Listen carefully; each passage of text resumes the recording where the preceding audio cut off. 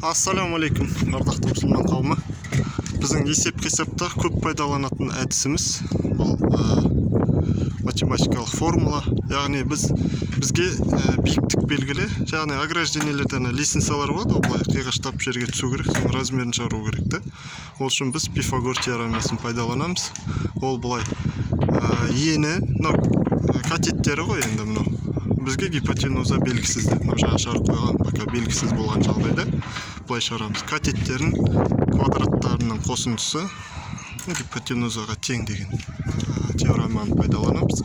Гипотенуза бұл диагональдау жұмыстары, шатырлар диагональдағанда да осындай есепті пайдаланып біз ровно диагональ шығарамыз, 0-ден 0 иншаллах. Сол қалай әдетте біз қалай шығарамыз? 0,60 квадраттаймыз, 174 квадраттаймыз. 174 көбейту 174 тең болады 3,02.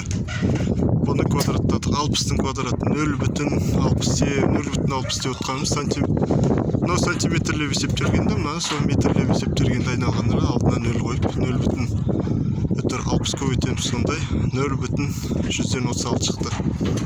Енді екеуін бір-біріне қосамыз, не байқаса қосып отыр. 3,138. Соны түбір астына аламыз, 3,1, сонда 1,183 шығады. Яғни гипотенузасы 1,183-ге тең деген мағына береді.